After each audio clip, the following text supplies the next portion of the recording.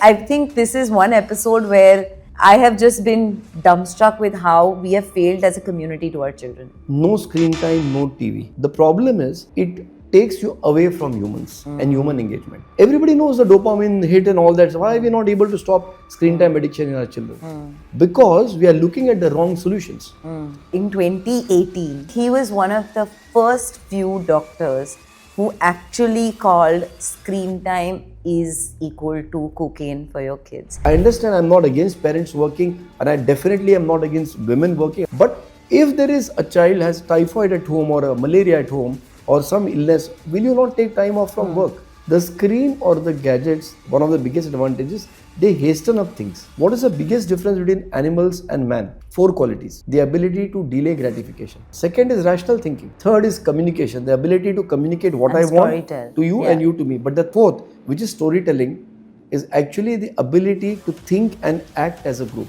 Yeah. Your rational thinking, communication, delayed gratification, ability to work as a group and tolerate each other cannot kick off unless it is kindled. And this kindling can only happen in a nurturing environment in the first early part of childhood. What is resilience? The ability to deal with disappointment. Resilience is learned when you face disappointment in a safe space. Yeah. Child does not develop resilience because he is seeing judgment right from day one. I feel like we're just getting the whole thing wrong. When do you learn the ability to say no? When you've heard enough times being told no.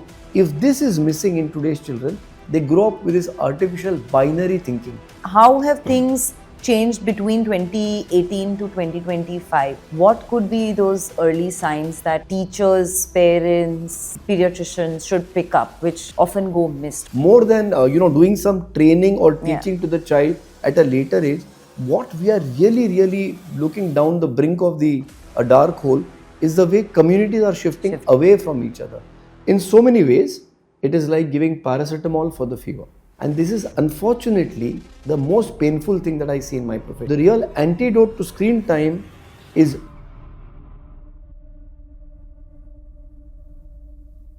Developmental pediatrician was quite an unknown concept, right? It was a specialization sort of. It wasn't mainstream. And you began talking about this way before time. How have things changed between 2018 to 2025? Like, really, has there been a change in special needs, autism, behavioral issues in children today? How has this landscape evolved, and what has been the good that's come out of it? So, Mansi, pleasure to be with you again. I think we should do this more often. The largest change I feel is that 1, we talk more about it. 2, we want to have more laws and we do have some policies about it. 3, the quantum of services, the quantity has increased. The availability of services has increased. I'm not sure whether the quality of intervention and the quality of the outcomes have increased. Right. I think that is the change I see in the last 7-8 years. Right. Or even more than that. And do you feel like we've gotten better at intervention and early diagnosis, or do you feel like more parents today are aware and they're coming in much earlier? Yes. Things are being picked up earlier, parents are suspecting it earlier, but it doesn't mean the denial or the non-acceptance Or the stigma has changed, or the stigma has changed. Are we also saying that overstimulation of objects, which is the reality of modern parenting, that we are guilty as hell and therefore we substitute with giving a gift, which is obviously tangible, materialistic object. Therefore, we are aggravating the symptoms even furthermore. Absolutely right. For example, if you're going for a birthday party today, what do you get? You have only 2 hours to spend at that place. She's your best friend, her son's 3-year-old child, 3 years birthday. You will stop at a store close by now. In fact, you don't even need to do the order it online. 3 साल के बच्चे के लिए क्या gift दूँ? She'll give you some piece, you'll spend a few $100 on it. You will feel, okay, I can't give my friend much time. I can't play with her child. And I'll give a gift, couple of hours, I'll walk away. What would you have done 50 years back? You would have gone and spent the whole day with her because you had to go early to prepare the chakli and the karanji for the evening. Or the food for the evening. So the whole day, the child, you went there to help the mother, your friend, prepare for the evening. The child has been playing whole day. With you. So the now child sees the Mansi Yeah. सगी मासी नहीं है, हाँ. but he gets an exposure to you and you may be so different from the mother. Yeah. So he learns कि इनको ये पसंद है, मम्मी को पसंद नहीं, इनके साथ कर सकता हूँ, या इनको ये पसंद नहीं, मम्मी को पसंद है, इनके साथ नहीं कर सकता हूँ. Now by cutting down the social engagements in society, you are absolutely right, and driven more towards material commercialism, we have in fact made a more pattern structured world for the child. So those who had these mild genes across thousands of years are getting it accentuated and are manifesting this. And hence, no amount of searching for a gut molecule or any other molecule that can be given commercially by the industry and sold to make billions of dollars is not going to solve the problem. What we need to invest on is seeing that in today's sharply changing world, where none of us have time, none of us are hence connected to each other. Our goals are different. It may be related to making money, it may be related to making a name, but unfortunately, except politicians, nobody is involved with connecting with people. Right. So the whole investment needs to be in trying to build up an ecosystem around a person or a child where he gets its natural variability, where he gets this natural cultural diversity. Acha, cultural is also a very big word. I'm saying the diversity between a mummy and a masi, Yeah. or a chachi and a mami. If we are able to, I'll give you an example how we did it during COVID, because everybody was at home and the child was just addicted and glued to TV and the screens. The most important point we must understand about screen time, and so much of research is going on how to prevent screen Sorry, time. I'm just going to take the audience back that when I recorded with Dr. Dalwai in 2018, I think he was one of the first few doctors who actually called screen time is equal to cocaine for your kids. And I'm going to play that clip soon after so you guys can watch it. But I think, and obviously my kids were much younger back then, but I recollect those words so much. Abhi tak, it's right here, and I'm just so grateful to my profession that I get to learn such amazing things. But I think he was one of the few ones who pointed out the adversities that that screen time is actually going to bring about, and we're talking all about it today. But I think you were one of the first ones to say that this is going to be building chaos, and I'm sure it's only aggravating for parents whose kids are facing things like autism or more behavioral patterns or issues. Yeah, yes, you're absolutely right. I'm glad you have that clip, because now everybody is saying and they are claiming that they are the ones who have discovered this thing. I have OPD, consultation papers for patients in 2011, 2012, where we have written, that time I used to write by hand, we didn't have a automated system, no screen time, no TV. And I have that as evidence, but you must play that clip again, because the problem is with screens and mobiles is that one, it takes you away from humans and human engagement. Of course, the second part we already know, the dopamine hit, etc., etc. Everybody is talking about that part. But if you ask me on a practical way, everybody knows the dopamine hit and all that. So why are we not able to stop screen time addiction in our children? Because we are looking at the wrong solutions. The real solution or the real antidote to screen time is human time. Amazing. There is no other treatment for screen time. So we had this child up in my Dadar center, a journalist's child, friend of mine. So they said this child, 12-year-old child, doctor तो TV च्या शिवाय जगू शकत नाही, मतलब वो TV के बगैर जी नहीं सकता. सुबह से लेकर रात तक, his clinic, my clinic was like 3 minutes walk away from his house. I said, bring your child. He could not even get that child to my clinic because he says he just refuses to get out of the house at this age now. Everybody has a easy scapegoat to blame. COVID मुळे झालं, COVID की वजह से हुआ, which is not really very true. Of course, it is a sparking thing. But what is the story of this child? Now, if I am told that the symptom is, or the problem is screen time, the first thing to understand it's not the problem, it's a symptom. Whatever the parents see, like I told you, sardi hai, khansi hai, bukhar hai, speech delay hai, is symptoms. Child looking and being with screens all day is a symptom. What is the cause? For that, you have to go back in this child's history. Both the parents were working parents, but they had a very loving dadi at home.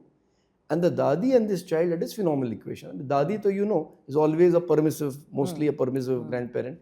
And the child was very hooked with her, but she was very vocal, typical kavita, manaiche, badbad gaani, nursery rhymes and this and that, and playing with the child and jumping up and down. was very happy with that. Unfortunately, she had a kidney problem and she had to go into dialysis. And you know how that goes. Bad Yeah. story, takes 3-4 years. So gradually her engagement with the child started to decline and her energy levels declined. Parents continued working because now you have to spend money on the grandmother's treatment as well. So they can't help it. Now the only thing that we've done for the child is the screen time. Then comes COVID. Now everybody has a valid excuse that, okay, what can we do against screen time? And then while COVID was getting off, maybe over with COVID, the grandmother passed away. Now the parents don't realize that what a big change it is in the child's life if somebody passes away. It's not about the grief. We can talk about it about bereavement later. It's not about the grief for the child. It's about insecurity and about change. So nobody realizes that and they felt, okay, we'll put him for some more classes, and he wanted now a more expensive smartphone. So they said, okay, तब बेचारे आजी पण गेले, मतलब दादी भी has passed away, चलो phone ले लेते हैं expensive उसके लिए. And that is the reason now he's hooked onto this. So the only treatment for this child, what we told the parents is, please, I understand I'm not against parents working, and I definitely am not against women working. I work with 145 women. But if there is a child has typhoid at home or a malaria at home or some illness, will you not take time off from work for that time, for that much of that period? You will. If a child is in a hospital, you will take time off, right? So we explained to them that one of you take time off, one of you go late to office, one of you go early and come back early. But spend time with the child, engaging with the child, do things initially what the child wants, anything other than screen time. Anything that involves a child being with you away from the screen. So if it is playing some board games, if it is about going to a mall, if it is about going to a mall or a cinema theater and watching a cinema, taking him to watch the cricket match, anything. But doctor, अभ्यास कधी करणार? पढ़ाई कब करेगा? This is the problem. I said, if a child has typhoid, is admitted in the hospital, you're not going to ask the doctor, पढ़ाई करूँ क्या उधर? The problem is we don't take screen time seriously, and hence I said that please understand it is worse than narcotics, because no father will buy drugs for his child. No mother will buy cocaine for the child. But everybody buys the most expensive gadgets for the child. Why? One, because they don't realize it is so dangerous. And second, there is this false thing that the industry marketing has built up. If your child has to live in the new world, he has to be able to do all these gadgets.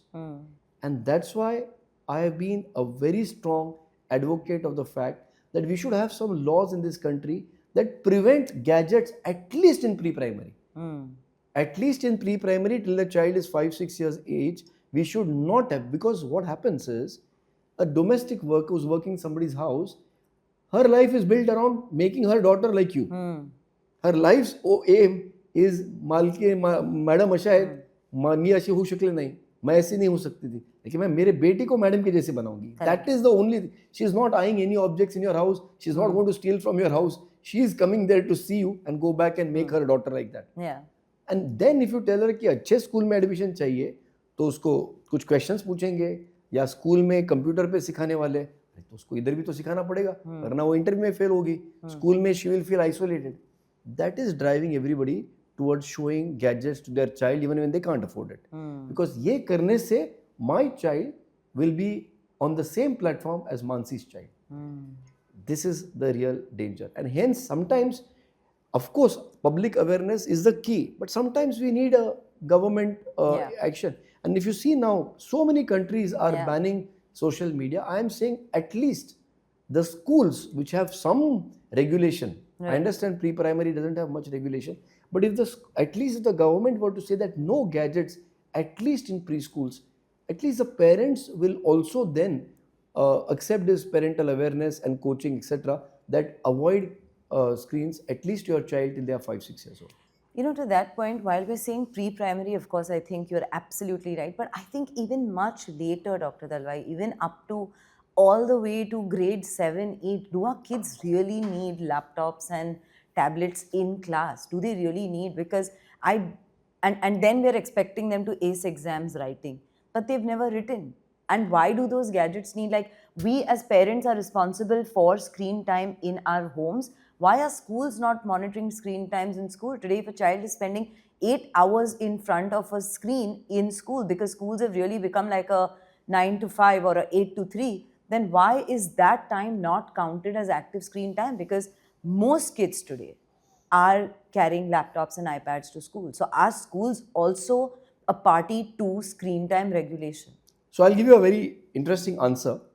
Why is it that schools are so dependent and why it's so difficult to change? Somebody asked Javed Akhtar, "Ki why is there no romance in today's songs?" By the way, I love watching him. He's my absolute Same here. new favorite. If you guys haven't, then please watch him. He's amazing. Absolutely. So he answered, अरे भाई romance के लिए थोड़ा समय लगता है ना थोड़ा समय लगता है. You need a bit of separation, you need a difficulty in connecting, and you need patience, and you need time.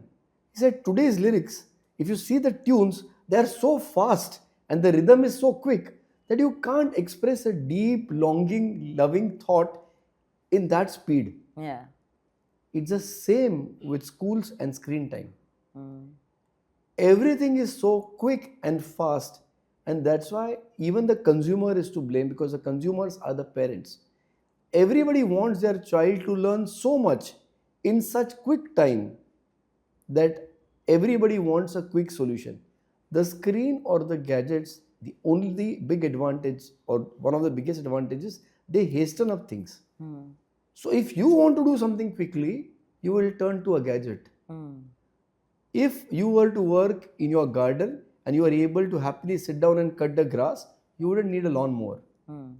If you are able to sit and have time to make the ghar ka groceries ka billing accounting, you wouldn't need a calculator. Right. And that would make your mind better. But you don't have time, so you take a calculator and on that you.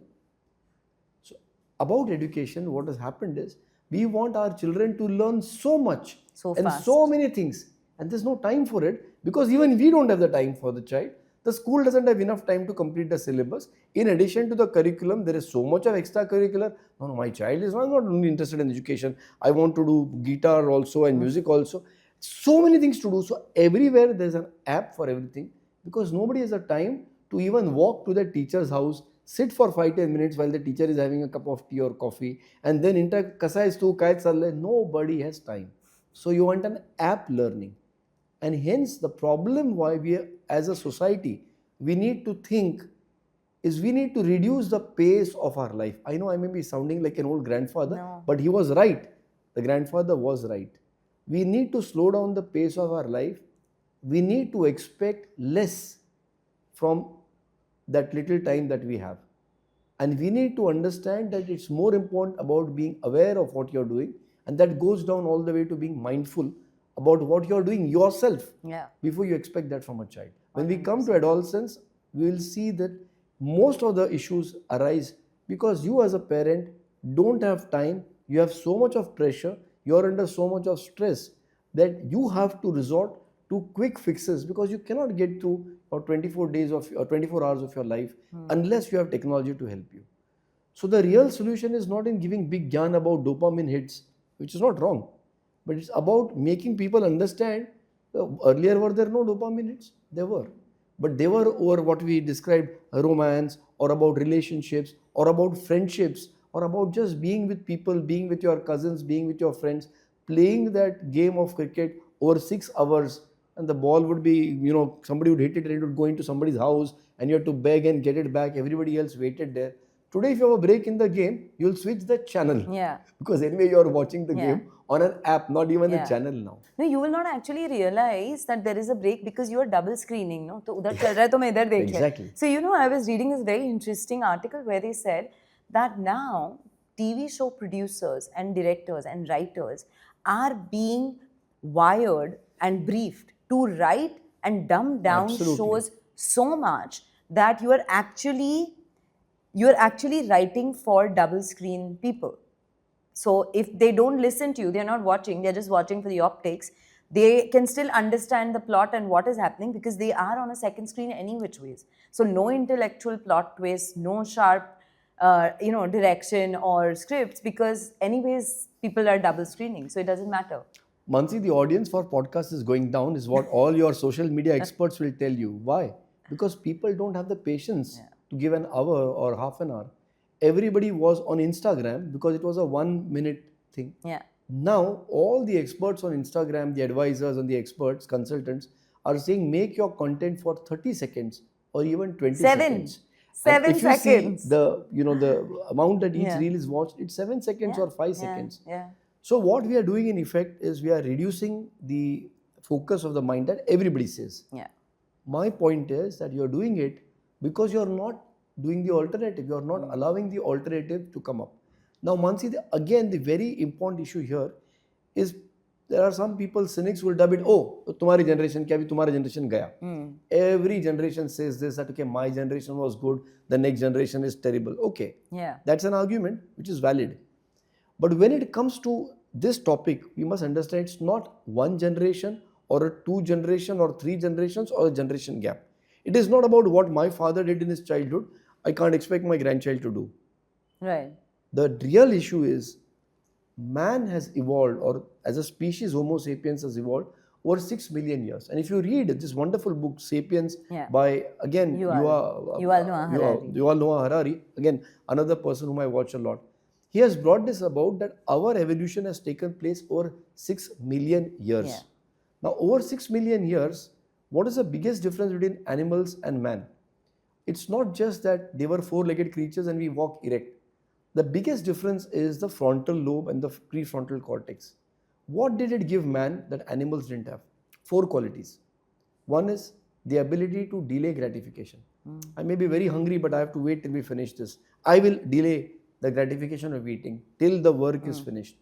Essentially, I am sitting for a longer time cooperating with you. Human engagement. Delayed gratification. Second is rational thinking. Everything cannot be yes or no. For example, animals, they are based on the binary. If you throw a stone at a dog, either the dog will attack you or the dog will run away. He knows only 2 options, yes or no, or attack or run. He won't sit and think, "मेरे पत्थर क्यों मारा? Does he like me? Does he not like me? अच्छा इसको क्या लगा होगा?" But humans have the ability to analyze everything in rational thinking. Second. Third is communication, the ability to communicate what I want to you and you to me. But the fourth, which is storytelling, is actually the ability to think and act as a group. Yeah.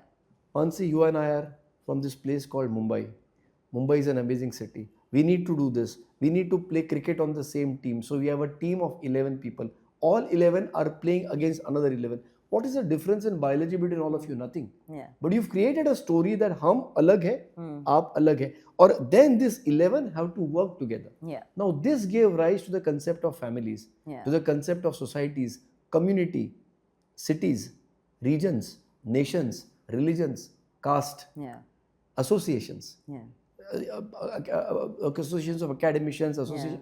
So this is a story which we tell each other, and the ability to then understand it and work towards a common goal. This is how a classroom runs. Yeah. All of us are convinced that we are all together in class 3A and we have to behave in a particular way. All of us, some of us are with other people in the football team. There we have to act together. This is the fourth and the most important attribute that the frontal lobe evolved, which allows us to live in civilized society. Right. Which allows us to believe these stories about religion, region, caste, association, capitalism, socialism, etc. Yeah. The difference between all these 4 animals, as I said, animals live on the binary, but we do not. Yeah. Unfortunate, and then the story is that this required 6 million years for our brain to evolve. So now, because genes pass on whatever you have learned to the next generation, you are born with a perfect brain anatomically, which has all the abilities to learn rational thinking, communication, ability to work as a group, tolerate each other, be tolerant. But just the neuroanatomy that you are born with is not enough. It needs the environment to kick this in. For example, we are born at 2.5 kilos, but our genes have enough in them to make us into a 50 kilo adult. But that is not possible unless you are nurtured with the right food, with the right security, with the right safety, with the right environment, and with good health. Similarly, your rational thinking, communication, delayed gratification, ability to work as a group and tolerate each other cannot kick off unless it is kindled. Yeah. Even if you have the normal genes and normal neuroanatomical brain, and this kindling can only happen in a nurturing environment in the first early part of childhood, for which you need engagement with society. And you need time. You need to give the time. So today I see a lot of children who come to me for behavioral issues, hyperactive, aggressive, anxious, fighting with others, pushing other children. Teacher ने एक बार कुछ चिल्ला दिया तो अभी मेरा बच्चा school जाने को is not ready. Yeah. Where do these come from? When we do an evaluation, they don't have autism or ADHD Yeah. or whatever else. Yeah. This comes from the fact that and neuroanatomically they're normal. You do an MRI, they'll be normal. You do their genetic evaluation, they may be normal. So I'm saying that a lot of these problems we are seeing in children and the human race today, which are not due to defective genes or some defective food that you've eaten or due to an abnormal brain, they're only because the normal brain and normal genes did not get kindled. And that kindling requires, like you said, society, people, and lot of time. But are we saying that is why, and this crops up as a question every now and then, is this the reason why we are not being able to raise resilient children? Absolutely. Where we are seeing kids as early as 9 and 10 saying, I'm not being able to cope up, and they feel it's easier to kill themselves. Or somebody is bullying them and they feel it's easy. Or somebody said something, like you said, teacher ne bol diya and I thought it's easier to end my life. So are we saying that we are unable to raise resilient children and therefore why? Or like, why are these kids unable to take the pressures that we as millennials or even Gen Z today can take, and Gen Alpha or Beta as we call them are unable to take? Like, where have we gone so wrong? One is human interaction, but what about the rest? When you say resilience, loss of resilience, in spite of being born with normal genes and normal Yeah. neurological brain, that's very important because again, resilience is a quality that you learn by practice. Like, sorry, I'm interrupting, but I have parents who come and ask me, I feel I want to push my child, उसका ज़्यादा potential है, पर मुझे डर लगता है, क्योंकि अगर उसने कोई extreme step लिया, I feel as parents, we are always playing on the back foot. We are scared today to push our children even a little bit, think they will just fall over.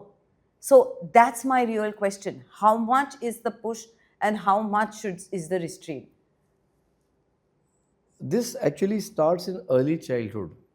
They may come to a psychologist or an expert when the child is 8, 10 years old. It's already too late. The point is, so again, let's begin with resilience. How do you learn resilience? Resilience cannot be taught in Dr. Dalwai's clinic by me giving him a lecture or a psychologist's clinic or by some modules being done by some association. Resilience is learned in early childhood. What is resilience? The ability to deal with disappointment. Now, for example, have you faced any disappointment in the last 1 year? Yeah. Have you faced anything in the last 1 month? Yes. Probably since morning you may be disappointed speaking to me. So this is part of life. Yeah. Resilience is learned when you face disappointment in a safe space. Yeah. And that is the space of your own house, with your own parents, and with the samaj or the community or the chachi's house, masi's house, bua's house, mami's house, where you get differences between people. So disappointment is not only about not being able to get good marks. It's about कि मुझे घर पे रोटी खाता हूँ लेकिन मासी के घर पे चावल बनता है. अब मुझे चावल खाना पड़ेगा? खाना पड़ेगा. अब that is a bit of a disappointment कि यार इधर रोटी नहीं मिलेगी.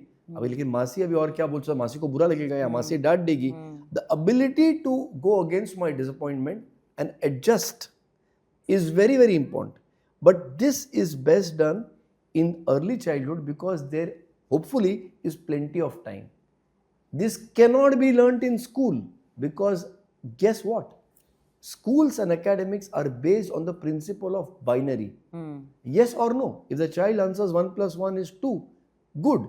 1 plus or right. 1 plus 1 is 3, wrong. Right, wrong. If you answer 50% answers correctly, questions correctly, you pass. If you answer less, you have failed. If you pass, you are promoted. If you fail, you are demoted. If you follow all the rules of my school, you are a good girl. If not, you are a bad girl. What are we doing?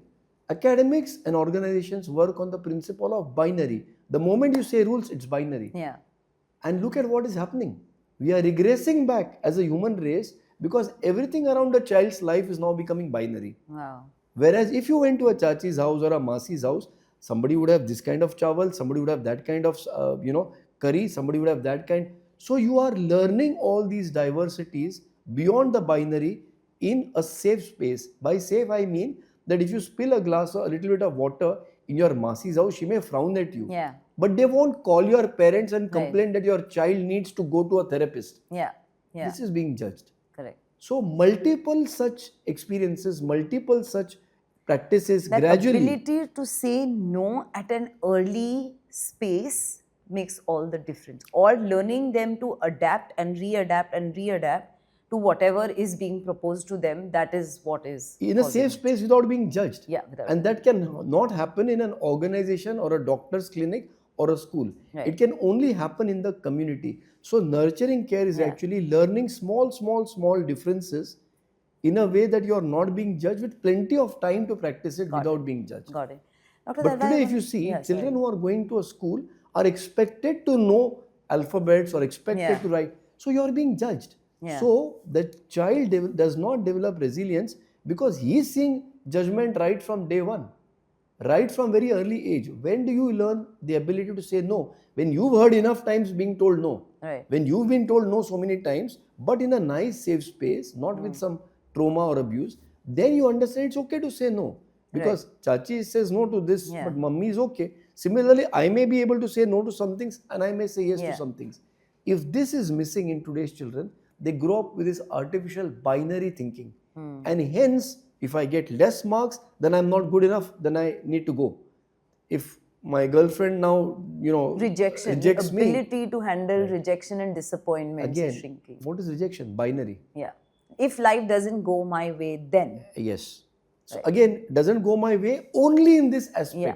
So there's no diversity. It's okay. I may not get very good marks in Yeah. maths, but I'm doing very well in English. That allows you to balance it out. This balance is learned by community living. And I have become a big convert to this, that more than therapies, more than doing some training or teaching to the child at a later age, what we are really looking down the brink of a dark hole is the way communities are shifting away from each other. So the real thing that we need to do is encourage parents to make groups together in which they get enough time with their children without having to go for a guitar class or without having to go for a competition, without any agenda, without any target. The moment you have an agenda, you are making it binary. Yeah. If you don't have an agenda, that's the only way you can allow it. And hence the whole thing here is for parents to understand that it's not just the increased food that they put on the table, which is anyway causing obesity and early metabolic disorders. It's not just the amount of money that they will pay for their child's donations or education abroad. It's the ability of the child to deal with different people, which teaches the child to deal with different situations and able to digest some failures, some successes in the same measure. If we don't give this, and this can happen only in early childhood or even in mid childhood, and this can only happen in communities. Got it. I was surprised that some of my friends told me that now in the United States, there are many people who are actually doing this. There are people who are coming together in communities and who are prioritizing time for their children as a group. I'll give you an example. During COVID, I had a dear friend, Sheetal Amte, from Anandvan. So, child used to watch a lot of TV, etc. And so I suggested to her that she anyway is like a CEO, or she was a CEO there.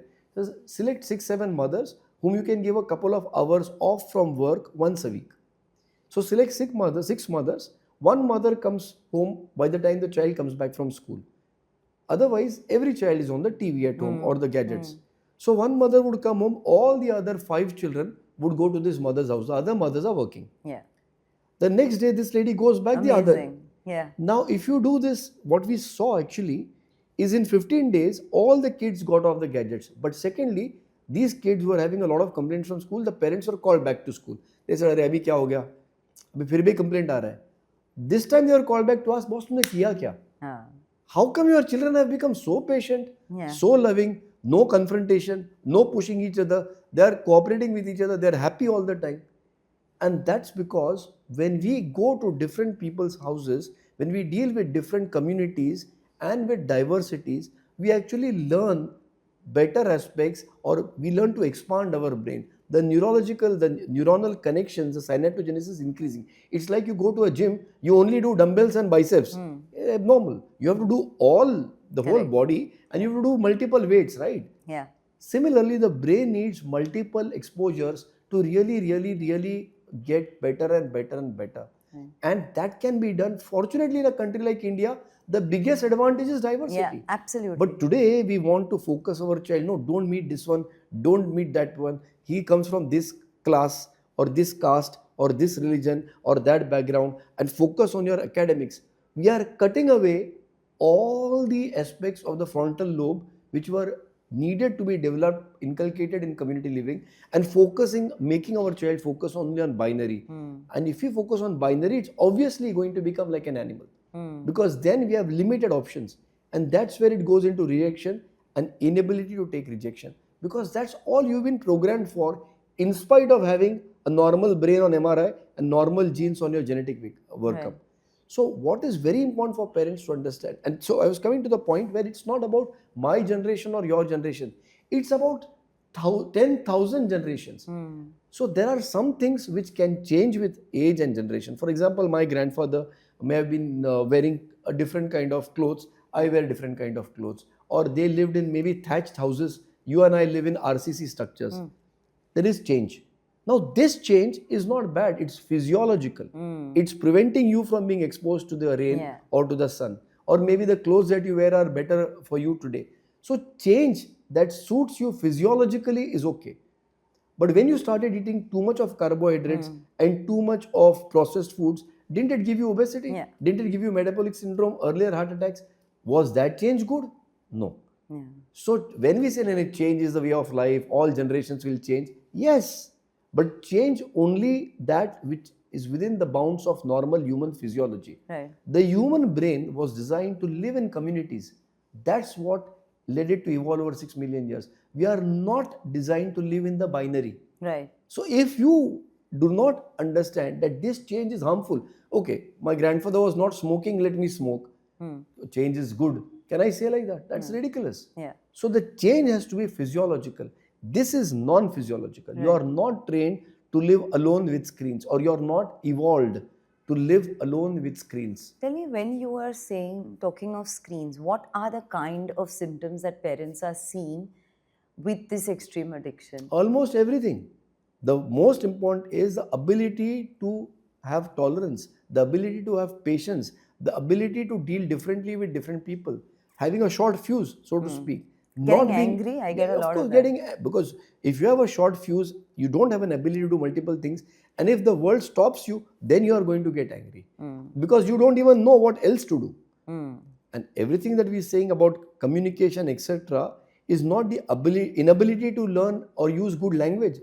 All our children are able to use good language, but they do not know how to deal with the situation. And hence, with adolescents or with everything else that we are finding, it's not the lack of communication only, it's a change in context. Right. Of course, there are some mutations and there are some syndromes, but that would account for about 5, 10, 15% of the real severe. The larger part that we are seeing is because even if you have genes, you need the environment to interact with it, and it's called the science of epigenetics. How is change done, or how is change possible, or how the genes and the environment interact to produce what is the desired result. So if the environment is changing, the genes are either now going to manifest, which earlier they were not. Even the bad genes, maybe earlier they did not manifest, now they are manifesting. Why? And the Because the screenplay environment critical- is changing. Right. And the environment, the Western world and Western science is focused on finding some material or some substance or some chemical which is changing, which is causing this in the environment. I'm not saying don't, of course we need to decrease the pollution, of course we need to decrease global warming. But what I'm thinking is that it's a change in human behavior. Yeah. That part of the environment which is changing, which is actually kicking this off. And I have, what we are doing in our center, in our work with hundreds of children, is we are only coaching parents now about this aspect. That look, it's not just working with the child too much. Because if you teach the child directly how to speak, largely it's going to be a pattern speech, which we call echolalia. If you teach the child too much with objects or just academics, the child may be able to do it repeatedly as repetitive behaviors, as patterns. What is more important is to stop the pattern learning and get the child to engage with you.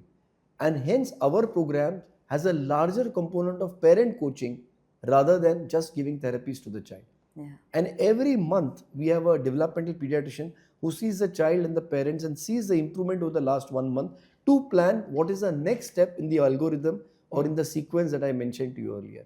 So we need to know that the child has mastered one milestone before we begin with the next milestone. Right. So the larger problem is parents don't have enough support, because if you need to bring in social engagement, it's not only the biological mother who's responsible or who has to be made the scapegoat. It's everybody's responsibility. In fact, we say that human engagement doesn't have any in the sense it doesn't have to be the biological mother. It can be any human being, but it cannot be an object or a Yeah. screen or an Right. app.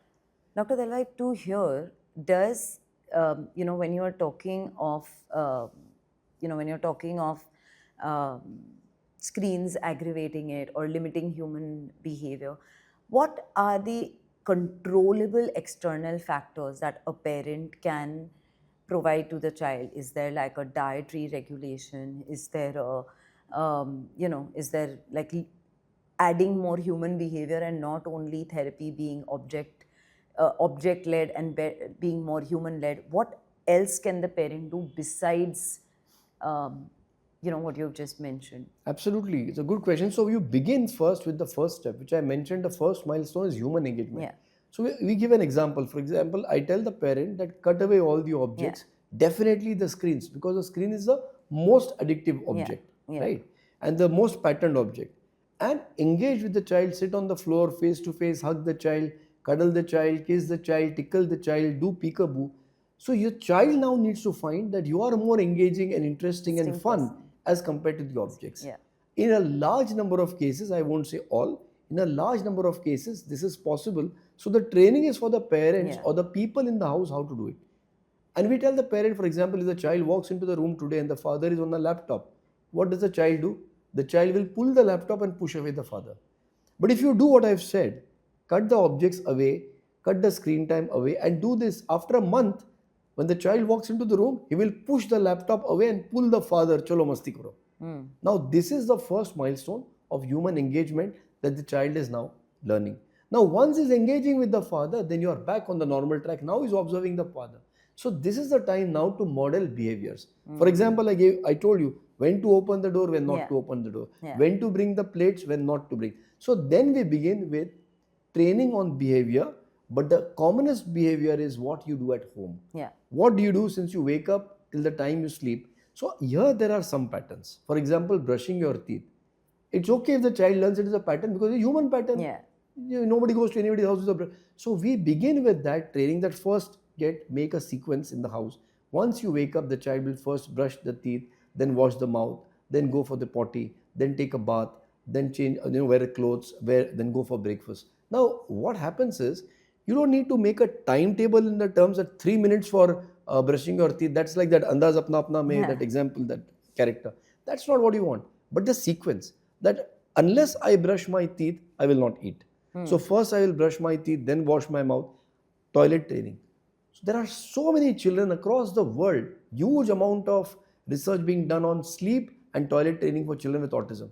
We have found very, very commonly that if you insist on this sequence, that this is how, and just making the child sit on the potty every morning in that sequence. Before that there was, because the child picks up sequences. Iske pehle kya, iske baad kya. That gives predictability. That gives safety. That gives confidence. Just doing this in a sequence, so many parents are able to get their child toilet trained. Sleep. Billions of dollars being spent on research of sleep and autism. Okay, you spend so many dollars. Have you got any single 100% underlined fact? No. Which means children with autism have a problem with sleep because they are not aware of the external environment. By that I mean other people, how they are spending their lives. So we tell parents that make sure that you fix a particular time for your child to wake up. Yeah. Everybody is focusing on what time the child goes to sleep. You can't force somebody to fall asleep, but you can force somebody to wake up. Yeah. So beyond 3 years of age, where afternoon nap is not really essential, we keep coaching the parents, and this is where the expertise or our effort is, how to support them to understand that wake the child up at a fixed time at 8 o'clock, for example. And then don't let the child sleep from 8 a.m. to 9 p.m. Come what may. So obviously first 5-6 days it's going to be torture. But once the diurnal rhythm and the circadian rhythm sets in, you will automatically find the child going to bed at that time and waking up at this time. What happens is, sometimes this child has not learned this. So the child stays up all day. He has no clue what time humans go to sleep and what time they wake up. Now somebody is busy in the afternoon. They put the child to sleep for a few hours. He sleeps, wakes up at 6 p.m. in the evening. Now he's not going to sleep till 1 o'clock, 2 o'clock. Right. If he sleeps at 2 o'clock, 3 o'clock, he's going to wake up. Obviously, we need to sleep till 10, 11. If he sleeps at 10, 11, the next night. Yeah. So it's just a Pattern habit and a pattern. sequence, yeah. But the moment you insist that even if your child has woken up at 5 a.m. and gone to sleep at 7 a.m., irrespective of that, wake him up at 8 a.m. Now it sounds cruel, it sounds rude, and it's against the so-called democratic liberal principles of and rights of children in this aspect. I don't think it's an issue about child rights.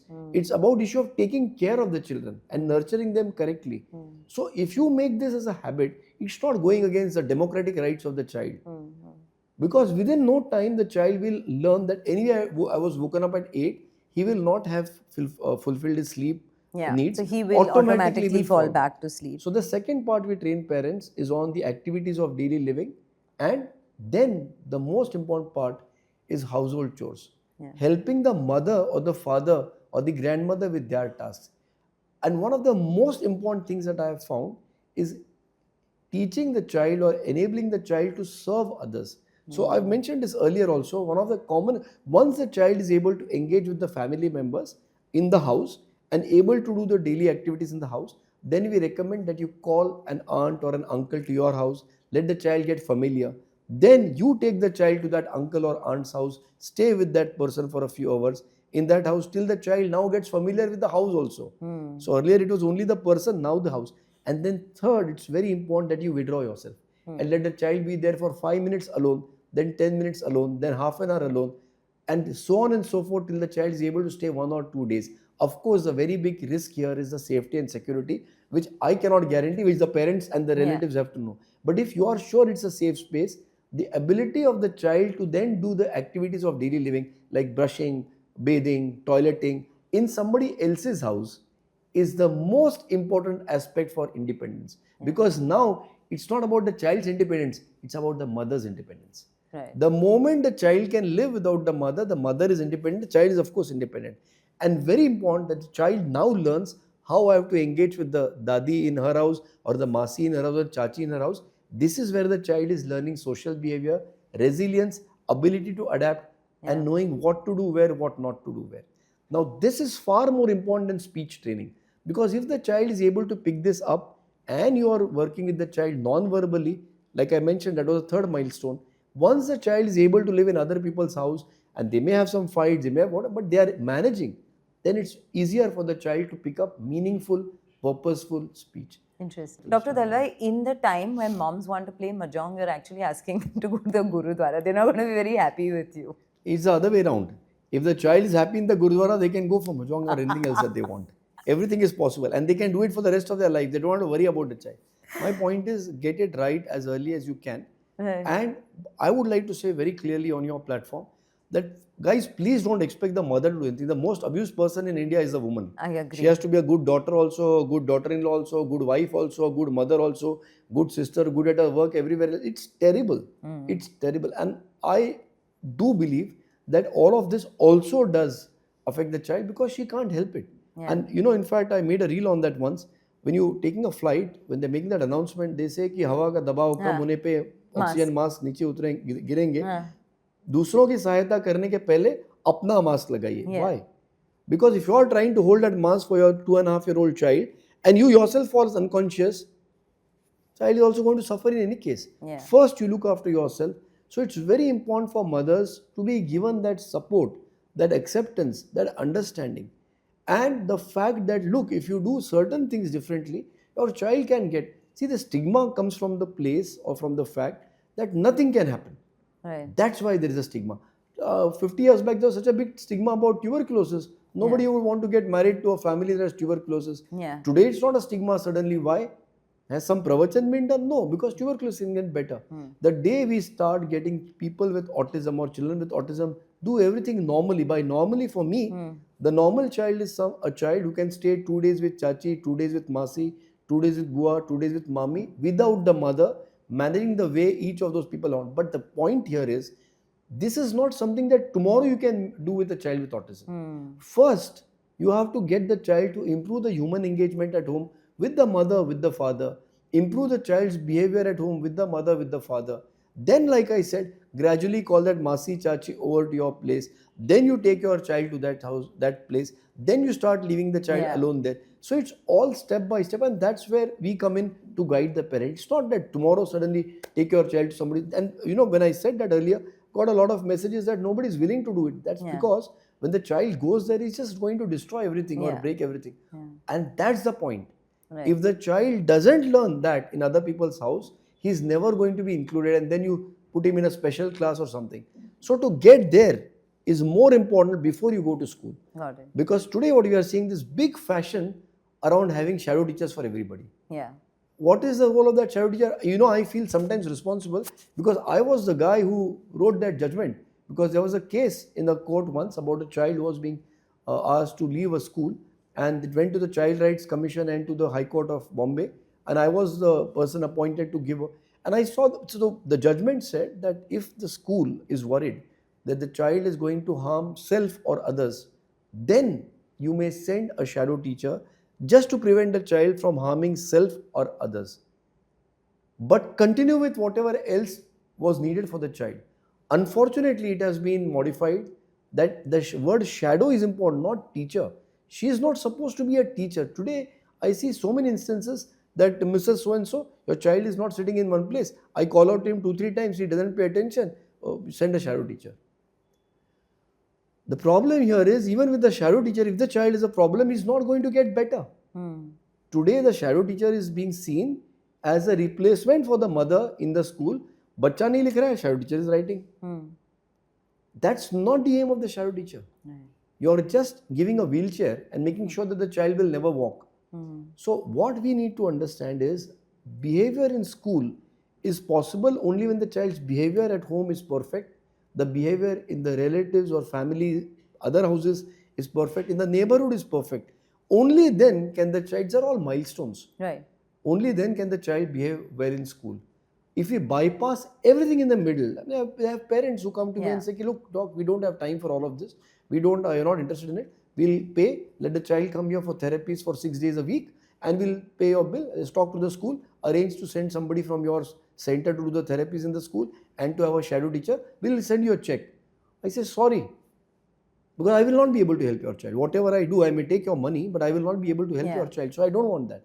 Because unless the improvement starts at home, the school also, we are taxing the school with, it's not the school's core competence to take care of these issues. Correct. And they also have no option. So the parents need to be coached on this, that if your child is, so for example, if your child is, again, let's give the same example, typhoid and is unwell and is vomiting, throwing up high grade fever, and you send a child to school, no, inclusion, you must include the child. They are not trained or equipped, or it's not their competence to take care of a child who has a problem. So this needs to be fixed up at home, then in the family, then in the community, and this is why the approach in India can be different, because we do have a very strong social family structure. When in your practice, how has, especially with autism, because you kind of work very closely with that, what are the early signs? What are parents missing or getting right? And really, have we, I mean, it's been something that was discussed globally way before India started talking about it. Is India talking about it better today? Are we still in that denial phase, or are we getting it right? If you see just let me take an example, place like Raipur, you would have a therapy center or a clinic almost in every lane. You're talking about maybe 300 cities in India now, which have these kind of facilities probably in every lane. So if you look at the facilities or the services, I definitely see a huge improvement. There's no two things about it. Parents are willing to step out more and ask, but I'm not sure whether it is because they're looking for a solution, or very often I see they're pressurized by the schools or by society, and they find it maybe as a child is not fitting in somewhere. So they approach it more from the point of view. I see very often parents coming to me just to hear from me that there's nothing wrong with their child, and whatever the school teacher is saying or the neighborhood auntie is saying is rubbish. But that's at least good. They're taking the first step of Yes, checking, I agree right? with Kuch you. nahi hai, to that's great. Yes. But at least that awareness or the willingness to come to a center. Also, we speak about the early signs, right? What could be those early signs that teachers, parents, pediatricians should pick up, which often go missed or which are very obvious? So the classical signs, what we have been described by a standard, are 7 or 8. Poor eye contact, poor response to name call, the child doesn't turn when called. The child is, we call it hyperactivity, but essentially it is the child just doing whatever the child wants to do without relevance to the place or the context. So hyperactivity. Child not using gestures or pointing, and the child not understanding speech and not speaking, and the child doing things repetitively in a pattern or saying things in a pattern. So these are the 6 or 7 classical signs by which we recognize a problem. Now the interesting part, Mansi, is that the word autism is not, I mean, of course, we say it's a diagnosis, but doesn't tell you the etiology or the cause. And the word autism is basically given to a person who has all these 6 or 7 symptoms. Got it.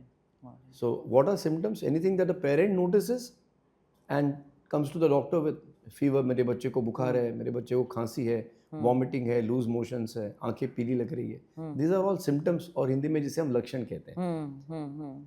The doctor's job is to find out what is causing these symptoms. Correct. Or the medical profession's job is to find out. So if you have fever, it's the doctor's job to find out whether it is because of malaria or typhoid or whatever else. So that's the etiology or the cause. The word malaria is used as a diagnosis. Correct. But we know for sure that malaria is caused by a parasite called falciparum with the vivax or whatever else. And the treatment of malaria thereafter would be an anti-malarial, or the treatment of typhoid would be an antibiotic. Unfortunately, in the last 83 years, ever since Leo Kanner described autism in his paper in 1943, we still do not know the cause of these symptoms, and unfortunately now these symptoms have become kind of brands by themselves. Yeah. And anyway, parents would always notice symptoms, as we said, my child has fever, cough. The problem is that even now, the medical world believes in treating the symptoms of autism. And hence, the parent would notice that my child is not speaking. And the treatment would be given, would be directed at helping the child or at making the child achieve speech. If the child has a behavioral problem, the treatment is directed at getting the behavior better. In so many ways, it is like giving paracetamol for the fever. Right. Now, definitely the fever would get better for some time. But if the malaria or typhoid hasn't been taken care of, it's going to come back again. Correct. Again, you'll have to give paracetamol. Correct. Again, it will get better for a bit and again.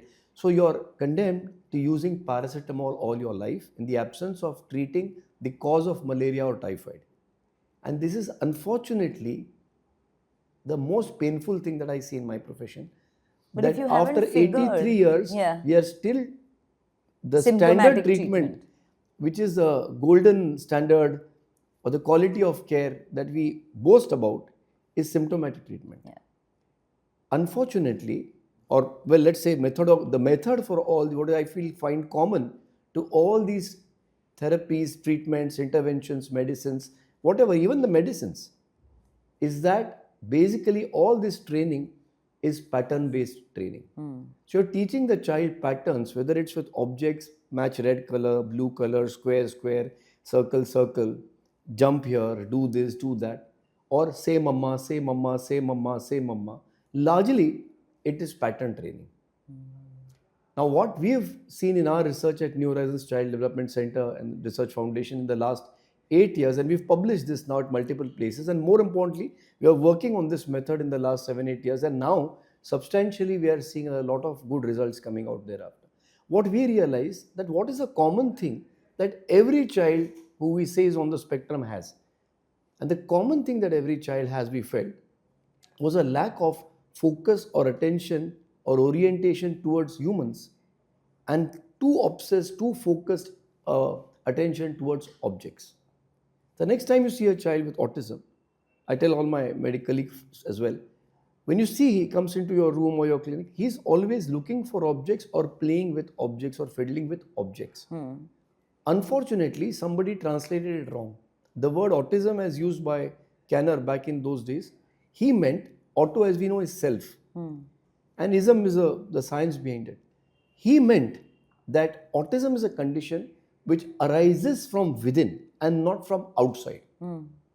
For example, malaria or typhoid, you eat something or a mosquito bites you, you get infection outside. You are otherwise fine.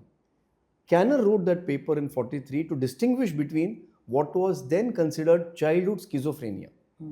And because they knew schizophrenia in adults, children with autism were wrongly labeled as schizophrenics because that was a science prevalent at that time. Kanner made a breakthrough by saying, hey, listen, these 11 kids I'm describing are not they don't have schizophrenia. And he said that the difference is that children with schizophrenia were normal up to 2-3 years back. And then they had these symptoms. But these 11 children with autism that I am describing had this problem from the beginning of life. Right. As if it came from within. And as if it came from within को उन्होंने word use किया, autos or self, autism. Right. Some smart guy went and translated it so badly by saying autism means स्वमग्नता और आत्ममग्नता मतलब खुद में involved. Autism doesn't mean involved with the self. Yeah. Autism, he meant, comes from within the self, means it comes from birth. It isn't caused by the mother being harsh to you or the father being harsh to you or you eating something or the pollution in the air or something that you've eaten. That's what he meant to say, that it's from within. Yeah. Unfortunately, we're looking at it the wrong way and we call it swamagnata. Now, if somebody is self-involved, it's clear that you can't do anything about it. Yeah. So all these are dead ends or dead alleys where you go and you stop and then you say, okay, we haven't found anything for the last 83 years. Billions of dollars have been spent, are being spent as we speak on autism research. But the problem is it's always looking for a molecule or a substance which is one outside the body. And since this is funded, they're looking for something that can be scaled up and sold in the market. Right. And you haven't found anything in 83 years. Now, I don't know or I can't say that you may never find it. Yeah. But I am willing to say that in 83 years, if you haven't found something outside, try and look for something inside. Right? Yeah. So when we looked at the children who were coming to the centers and we had such a large number of children coming, the one common thing in all these children was they were always involved more with objects as compared to humans. For example, Hindi में उसको हम कहते हैं कि बच्चे का ध्यान या बच्चे की मगनता या बच्चे की तवज्जो चीज़ों में ज़्यादा है, वस्तुओं में ज़्यादा है, सामान में ज़्यादा है और ध्यान, लक्ष्य, मगनता, तवज्जो इंसानों में कम है. So what happens? This is the basic problem. Yeah. What happens is when you are born, and again, unfortunately, I'll segue into another part, that we have these milestones which are very well known for motor development, right? Like the child will hold the head, then roll over, then sit, then stand, then walk, and then run. And it's been very clearly defined by Illingworth, who made a few principles. He said that these are the milestones in the sequence. So the sequence is the same for every human child.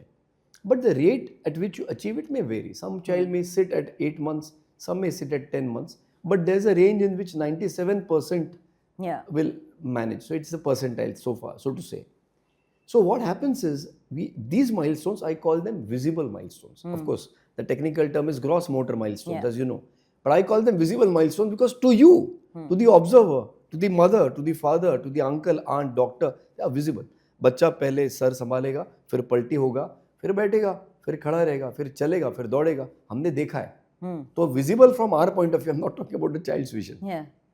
But when it comes to human social behavior, social development and social communication, it's not tangible. It's not tangible. It's not visible. So I call them invisible milestones. And hence, what we have is we have a wide domain. Till recently, about 10 years back, even the DSM did not club social and communication together. And even now... Sorry, what is DSM? Yeah, so Diagnostic and Statistical Manual of the American Association of Psychiatry. I'm just saying it's like a holy book for looking at these things. So the point is we still look at social and communication as different. And what is the thing that we are able to see the best? Either eye contact, but that's also iffy. But the most important thing that we flag off as parents is बच्चा बात करतो कि नहीं, बच्चा बात कर रहा है कि नहीं कर रहा है, बोलतो है कि बोलत नहीं.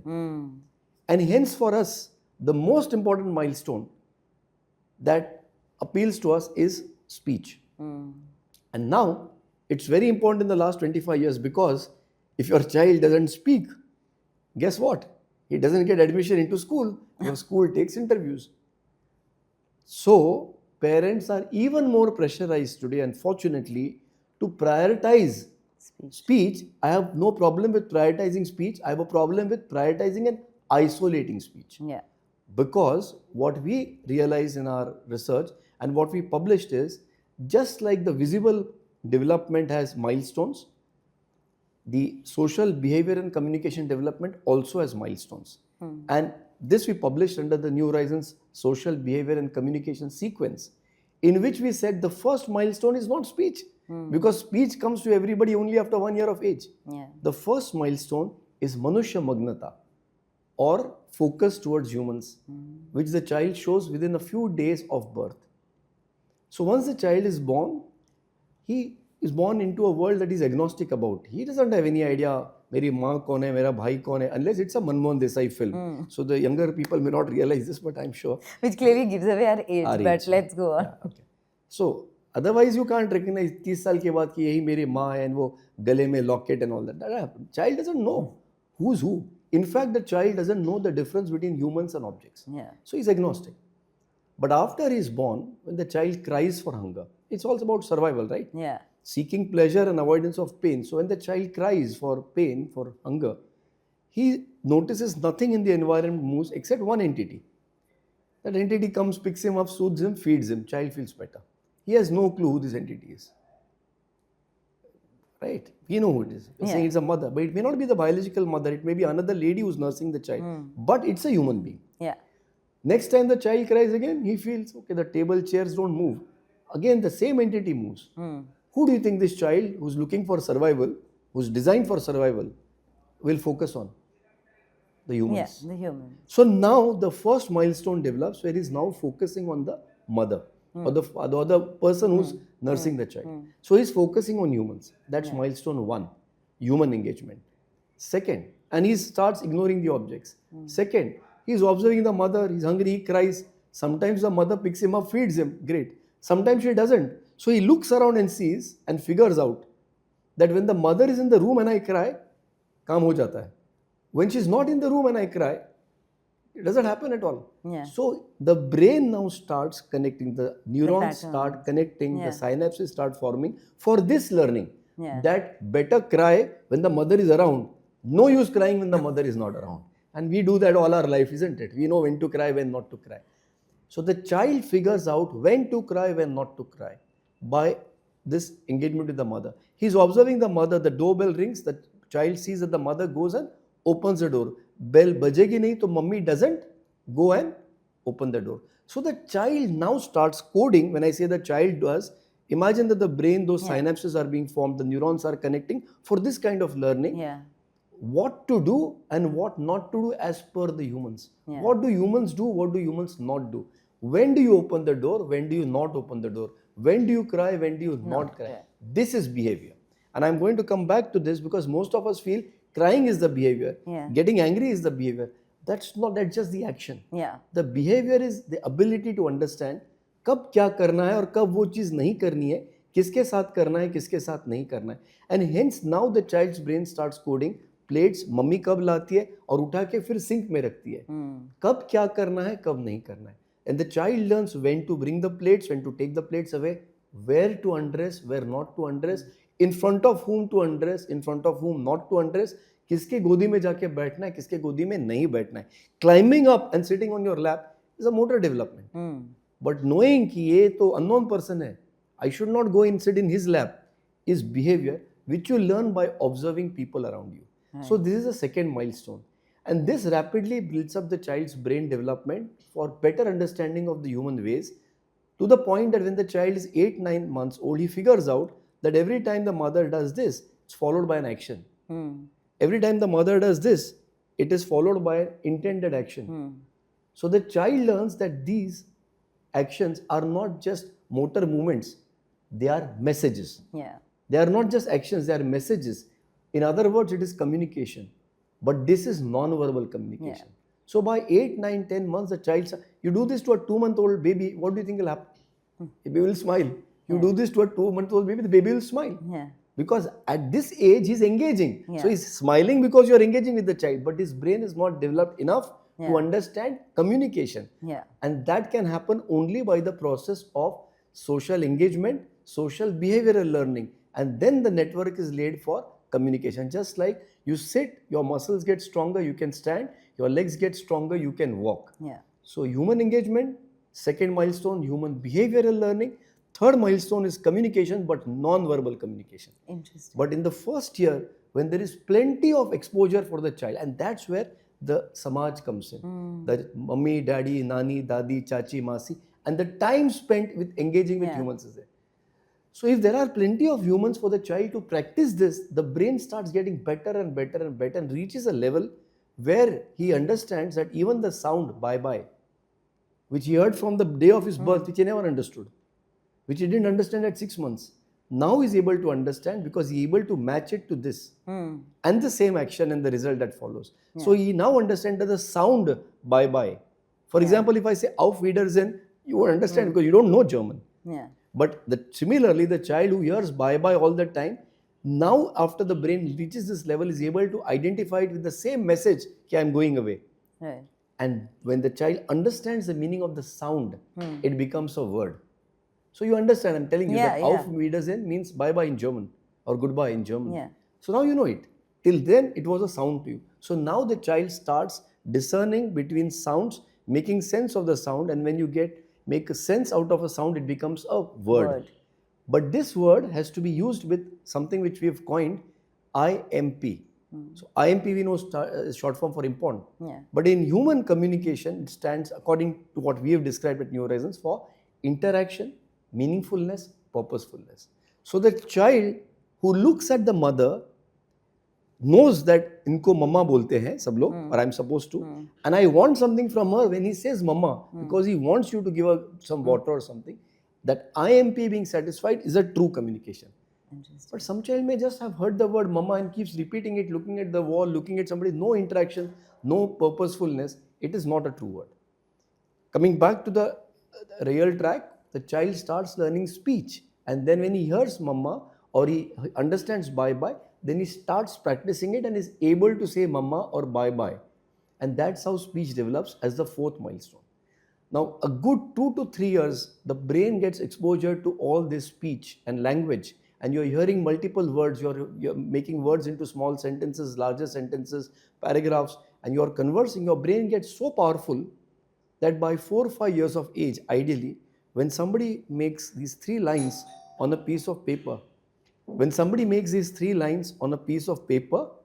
and you see it as 3 lines, but they tell you कि नहीं, इसको A बोलते हैं या इसको A बोलते हैं.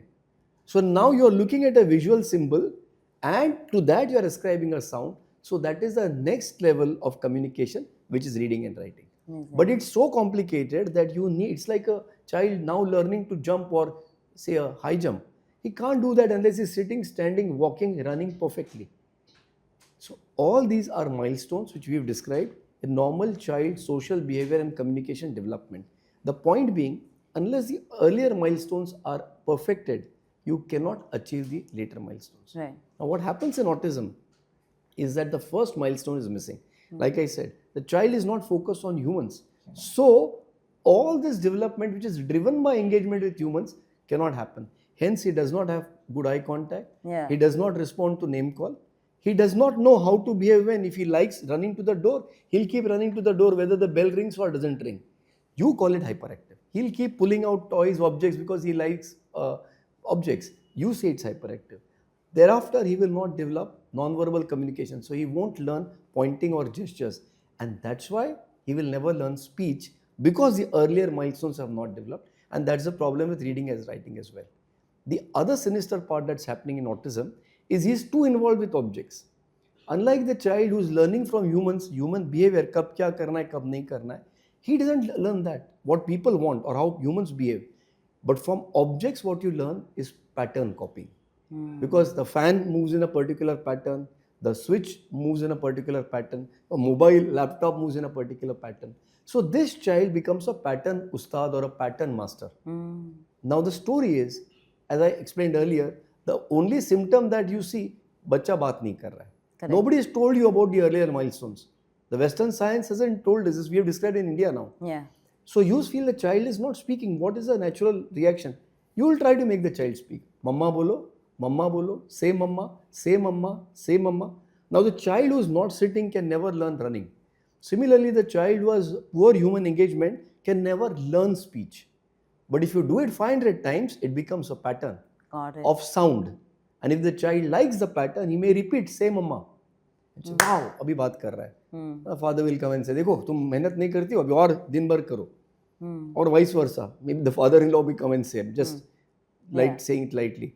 Now you get driven more to do it. Now you say papa, say papa, say papa. But if the child does not like the sound of the pattern say papa, in 10 years of this so-called teaching, he will not repeat it. But the problem is, even if he's learned to copy say mama, he will look at the father and repeat say mama. Yeah. He will look at the dadi and say mama. He will look at the wall and say mama. If you've taught him say good morning, my clinic, the child comes up, says, doctor, my child has now learned to speak with all this training that I'm giving him. I said, okay, good. Good morning bhi bolta hai. Achha, very good. Then she has to turn. Beta, say good morning to doctor. The doctor will say, good morning, doctor. The accent has nothing to do with the father and the mother. It's an accent which is taught either from YouTube or by somebody. And then he'll go on, good morning, doctor. Good morning, doctor. Good morning, doctor. Then she has to say, acha bas. Ab doctor ne sun liya. So basically, what's happening is we start pattern training the child and keeping the remote or the switch in our hand. And we feel happy about it because now the child who has a predilection or who has an affinity for pattern copying can copy A, B, C, D, 1, 2, 3, 4, 5, 6, 7, 8, can repeat Newton's first law, can repeat Shakespeare, can repeat some religious rhymes, everything. But if the child learns to say good morning, वो पंडित जी को या मौलाना साहब को भी मिलके good morning बोलेगा, दोनों नाराज हो जाएंगे. उसको ये नहीं पता कि पंडित जी मिलेंगे पाँव छूना या नमस्कार करना है. स्कूल में जाके पाँव नहीं छूना है टीचर को, वहाँ पे गुड मॉर्निंग बोलना है. कब क्या करना है, कब नहीं करना है, he will not understand. And as we fall for this and as we keep pattern training the child, the more we train him with objects, matching colors, matching shapes, the lesser he has a chance to interact with people, even lesser than he would have otherwise had. Right. And that's why the human connect and the ability to deal with humans, which is very, very variable. So red color matching red color is the same. But people are always different. Mummy ऐसी है तो मासी वैसी है, चाची ऐसी है तो बुआ वैसी है. अरे मम्मी का भी मूड कभी ऐसा होता है, कभी वैसा होता है. So humans, we are all variable, variety, diversity. This child continues to be trained to become a better pattern master. So in fact, we are worsening his problem. So then what? I feel like we're just getting the whole thing wrong. Absolutely, I agree with you. So I'm just completely stumped that then how has India got it so wrong? Because there is more than enough human interaction, engagement, and so many questions actually that the whole point of moving from a joint family to a nuclear family, is it detrimental to child development then? Yeah, so again, it's a good question. Let's go back to the milestones. It's human engagement, human behavior, human non-verbal communication, then verbal communication, and reading and writing. Qualified with what I said, we have this IMP, short form, interactive, meaningful, purposeful. So the eye contact also has to be meaningful. This is not meaningful eye contact. So you may have a child staring at you like this. So people say, oh, he has eye contact, so he may not have autism. That's not true. You need to qualify it with this IMP adjective. So meaningful, purposeful speech is what is normal. Now, unfortunately, what people don't, or there may be a misunderstanding, is that we are not saying that the problem is with the parents at all. That was a completely wrong concept which came up earlier. But there may be some genes which predispose the child for pattern and object learning versus human engagement. And I'll tell you why. I come from a region called Konkan, Ratnagiri, Chiplun. So in that entire track, we used to have so many people who are not very welcoming of human engagement, who are not very, very social or extrovert as the word we use. So if there is a marriage, somebody says, you go, me yet nahi tuza. If there is a part, just kiske ghar pe khana hai, it's okay, I'm not coming. But the same guy would be brilliant at sitting somewhere and repairing an engine or doing some painting, or maybe great as an accountant, or maybe good in physics, maybe the best professor of chemistry, whom we called the absent-minded professor, because he was very, very good with physics or chemistry or economics, may have gone on to win the Nobel Prize also. But he was very poor in social relationships. He couldn't adapt much to people. So he had those 2, 3 friends only whom he could keep connect with. But the rest of the world, he wasn't so social. He wouldn't be able to go to a party and gel or mingle with everybody. You know what I mean? Yeah. And we said, oh, he's this absent-minded professor or he's an introvert. Yeah. But he was super brilliant at his subject, which basically was a repetitive subject. Yeah. Now, mathematics is repetitive, physics is repetitive, chemistry is repetitive in the sense sulfuric acid is H2SO4 always. 1 plus 1 is 2 always. Music is repetitive. Patterns. Rhythm is repetitive. Painting is repetitive. Art is repetitive. Today you won't be surprised to find some people who have autism who are brilliant at painting. They will pass by a field full of cows and they'll be able to reproduce exactly how many cows were there with the same patches on their back that they saw. We call it photographic memory perhaps. What I mean is patterns. So something that is pattern, these people across the centuries were very good at that. And to be very honest with you, Mansi, the real revolutions in the world, the real technological improvements in the world have come because of these people. Because the rest of us were busy chit-chatting, chachi ke ghar jao, maasi ke ghar jao, doston ke saath tafri karo. These people weren't very good at that. So they sat at home and they studied and they got into the educational institutes and they came up with their own research.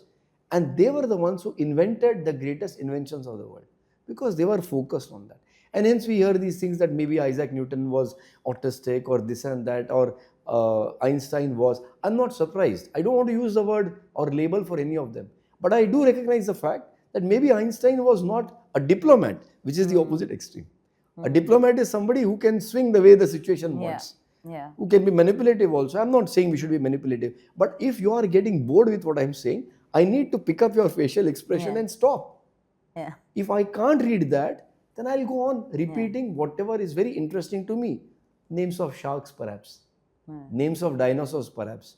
And we think, oh, my child is a genius. He can be. But the point is, at this age, what he needs is the opposite. He needs to learn human engagement because guess what? He's already gifted at pattern learning. So in academics, he's always going to be brilliant because academics is always patterns. Interesting. So unfortunately, what happened in America, the United States, there was a lot of problem going on. People were not helping out children with autism, etc. Two things went wrong. Including in the World War, etc., when First World War, Second World War, so many people were injured. So they had a physical deformities and we had a lot of therapy which helped them. It's repetitive. If somebody has a spasm or somebody has spasticity or somebody has a problem, we need to repeatedly do that. Secondly, you had people who lost their job or their occupation because somebody had a cut finger, so he couldn't be a weaver. So you had to retrain them for something else, and that training requires repetition. You have children with, for example, trisomy 21, which was called Down syndrome, which is now called as intellectual disabilities. People whose intellectual capacity is a little less. How do you work with them? By training them repeatedly, saying and doing the same things again and again. So the problem was when you started doing this for children with autism as well, they didn't get better. What got better was their pattern learning, but their human engagement part didn't get better. Right. The second thing is that because the society is so differently organized in the Western world, the earliest that they could intervene with the child was via the platform of schools and education. They didn't have a network of early childhood community and society like we have. Chachi, Masi, Bua, Mummy, joint family, big family, multiple relatives, neighborhoods, which weren't there. And hence, the only way they could approach these children was in school. So they came up with this IDEA Act, Individuals with Disabilities Education Act, in which they mandated that schools have to provide intervention to these children. At 5 years or 6 years, whenever they were coming to school, in the 90s, this is back. Now, of course, children go earlier. And now you have this another misnomer term called early intervention. We'll come to that. So they started intervening with the child in the school. And what does a school look at? A school only looks at a child in terms of his reading and writing ability, in terms of his speech, and in terms of his behaviors. So they started working on reading and writing, they started working on speech, and they started working on behavior. And what was their modality? Like we said, repetition. Now, this unfortunately makes children with autism more patterned, more repetitive, more restricted, and even less having the time and the opportunity and ability to learn human interactions, which comes not just from the mother or father, but from the chachi, masi, bua, mami, samaj, बाजू वाली काकी, दूर की काकी, जालना वाली मासी, लखनऊ वाले चाचा, and neighbors in Mumbai, as we all know, in one floor we have 4 flats, or we had a chawl, and we had a Malayali family, a Christian family, a Gujarati family, and we all learnt differences, and each thing we learned differently stimulated the brain and made better connections. It's So like are going. we talking about isolation playing a very critical role in accentuating these symptoms? Absolutely. In accentuating these symptoms, which means that these problems existed earlier, but with isolation, they have become worse.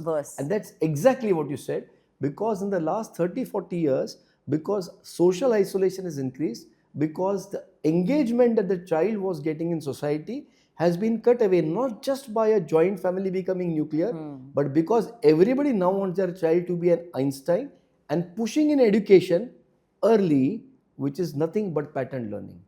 And hence, we are keeping children away from the social network or social environment, and pushing the child more into academics and books and patterns and learning names of dinosaurs, but not knowing how to behave with this chachi and that chachi, is actually accentuating the problem. And that is why you have this huge rise in the number of children who are now manifesting full-blown symptoms of what we call autism. The symptoms are getting worse because we are worsening the pattern learning, we are worsening the object-based learning. Like, what are the Western practices that we have so easily adopted when our Indian systems were so robust around it? Absolutely. So I always say this, that if the Western world invents a new MRI machine, please copy it, steal it, whatever, because we will never be able to do that kind of technical research maybe. So when it comes to materialistic things, they are very good at the research part of it. But when it comes to mental health, which is so contextually dependent on the culture or the environment, I don't know why we are copying them. Now, it's never possible in those countries to be able to expect to get that kind of a social platform. And that's why I explained earlier that the only platform they had was education. So for them, it's even okay as long as the child is manageable by others. And it's good for them to get the child into certain patterns, because the patterns can be built up into a patterned ecosystem, and they can run the class, they can run the school, or they can run the social system, because they have buses which have adapted, and people are trained to be accommodative of these children. Why? What do you mean by accommodative? You are being trained to continue the patterned ecosystem. But in India, or even there, if that ecosystem changes, the child can't do anything. There, they don't have the alternative of a community learning or the community exposure or the time spent with the family, which I mentioned. But in India, we have all that. So they have no option. So they are promoting or prioritizing pattern learning and a pattern ecosystem. I don't see why in India, when we have the resources, we have the cultural possibilities, why are we ignoring all this and copying those things? The irony is, I get patients from Bijnor or patients from near towns near Lucknow. 2 years से हमारी treatment चल रही है. So now that lady has left her small town or village where the whole family was around, takes a flat, apartment in a city, and from morning to night the child goes to a special school and multiple classes, spending 30, 40, 50, 60,000 per month. But the moment the child is out of that patterned ecosystem, shape sorting, color mapping, writing ABCD, solving puzzles, the moment the child is out of that, the child doesn't know what to do. After 5 years, 10 years of intervention as well. There are many people who do great intervention. I'm very happy and proud about it. Many people do that. My point is, when you see that this is not helping a particular child, and when we see this globally, it's not really helping the children to get onto the normal track. For me, a child, like I said, is normal, who can live with other people without the parents over a period of time. So my aim of intervention, my aim of therapy is to get the child there. My aim of therapy or intervention on day one is not to get the child to speak. Because one, if he does not have good social behavior, it doesn't matter if he speaks very well. Second, if the earlier milestones are not achieved, Met. speech cannot be achieved meaningfully, purposefully. Got it. So what we need to look at is re-understand, refashion, reuse our resources. Like I said, if your family, you don't have your real Yeah. relatives, you can make a network with your neighbors, you can make a network with parents of other children who have special certain needs. But on the larger level, our country, our people will have to prioritize going back into this community. I gave you that example of that person who now stays in a Yeah. village, city, has left a village. And it's not about joint family and nuclear family. And of course, I think what we were trying all this time and fighting for was inclusion, which is, of course, extremely important.